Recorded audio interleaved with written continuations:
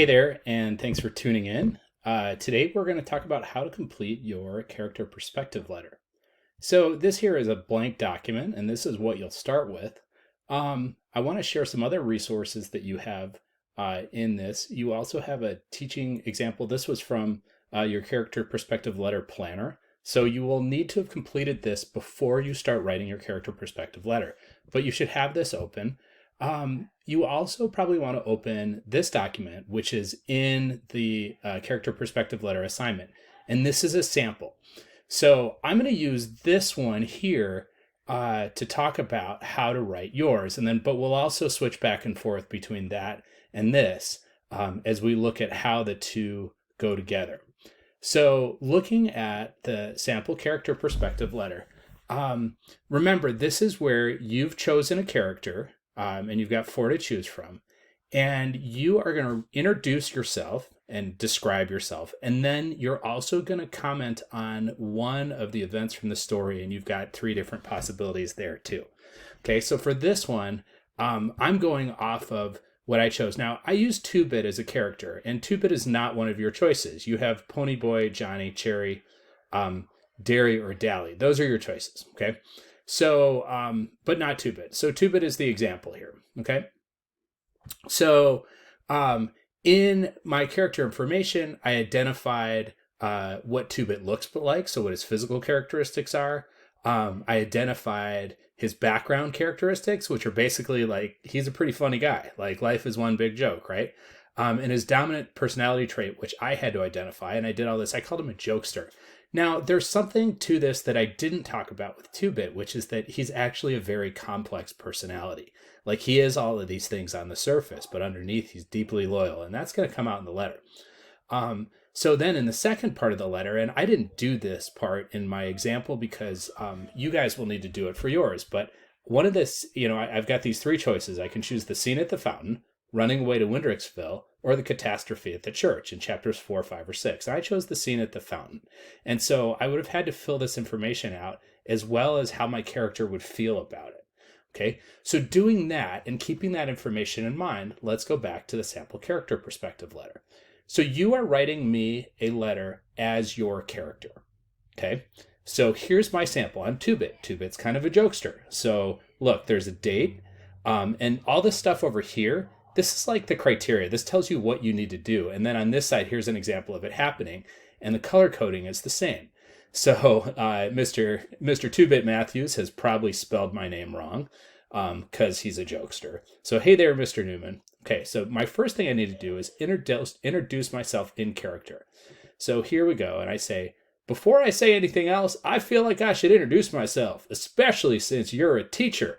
And I'm using a little bit of the slang that I think that Mr. Keith 2-Bit Matthews would talk like. So now I want to share the details about myself from part 1 of my planner. That's this thing up here. Okay, so these are the details that I have. Physical characteristics, background characteristics, and dominant personality trait. So I'm going to share all this as if I'm 2-Bit. So I say, I'm Mr. Keith Matthews, although no one will know who you're talking about if you use my first name, regardless of what it says in your fancy computer. That's the jokester, right? Everyone knows me as 2-Bit, and you'll soon learn why, if you know what's good for you. Again, that's 2-Bit. Do you like my sideburns? Now I'm sharing his physical characteristics. Not every junior in high school can grow them long and rusty like mine. I think they go pretty well with my gray eyes, too. Okay, so now that information is quoted from the book, but there I just introduce it as if it's fact. Okay, the next thing I need to do here is I need to make reference to an event in the story that my character's involved with. Okay, so I'm gonna reference, when they meet at the movie theater, right? So here he is. I met this gal named Cherry, and well, that's a story for another day. I'm pretty sure she likes me, and why wouldn't she? If you can't like me, who can you like? Right? So now I've got 2-Bit established as a jokester. I've connected 2-Bit and his personality to another event in the story. So there's something important that I've done in this paragraph. I've introduced myself in character. So when you do this, what you're telling me is you understand this character. You get them because you can talk like you're them. Okay, that's what we're trying to do here. We're trying to step outside of ourselves and get into someone else's head. Okay, so that's a big part of what the assignment is asking. It's asking you to assume a perspective that's not your own. Okay, but there's another thing that's going on here, which is that you have to have read the book up to this point. If you haven't, if you're using Shmoop or you're using some other thing, you can find out what happens, but you won't be able to capture the character unless you've read. So you've read, you know what's going on, maybe you listened to it, maybe you read and listened to it, and you're inside the character's head. That's the first paragraph. Now in the second paragraph, this is where you're going off of part 2 on your teaching example. So the event selection. So you're choosing one of these things and you're going to tell the story. So when I go in my paragraph, I actually don't tell the whole story because I don't want to give it away if you haven't read it. But I am going to do, the first thing I'm going to do is reference the story. So I'm still 2-bit. So I'm going to say, something happened with gang the other night and it's been eating me up. Okay. Now I'm going to provide some background. Like, what does the reader need to know before I tell the story? That's this stuff. Like, what are the characters there? What caused it? So what led up to it? Where does it take place? What's my character's role? Okay, so my character wasn't there, right? 2-bit wasn't at the fountain. But here's his background. I dig those guys, especially the Curtis boys. They usually get on pretty good, but a couple of nights ago, Pony just wasn't using his head. There I am quoting the book, right? And he fell asleep in the lot, and Derry was sure sorry afterwards, but he got really mad and slapped Pony, referencing the book again. Okay, then Pony ran away. All right, so that leads up to them going to the fountain. So now here it is retelling the event. One thing led to another, and Pony and Johnny found themselves halfway across town at a fountain when a group of them Socs showed up. I don't know what led to what, but, and then there's this big thing that happens at the fountain. So if I'm, if this is after the fact and we've read this in class and we're discussing it, I'm discussing it here. Because we haven't read it in class and I don't know where you're at, I put in finish telling the story here because I'm relying on you to tell that story. Okay? And you'll do that in yours, regardless of which event you chose.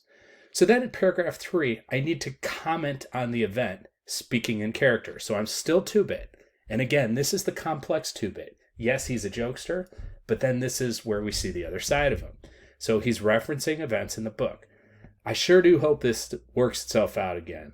Those boys are my family. And between them, they've all been through too much already, with Pony's family dying and Johnny not having anyone who cares about him except for us. Something Cherry said the other night sticks in my head just now. She said, things are rough all over. Boy, is she right. I wish she wasn't. And then closing with the signature. 2-bit. Okay. So everything in this letter, I'm trying to be 2-bit. If you read this letter and you've read the book, you can tell that I have also read the book. Okay, so you guys, you can't fake this. If you fake it, it's not going to turn out really well. Look at the grading criteria. It's pretty clear.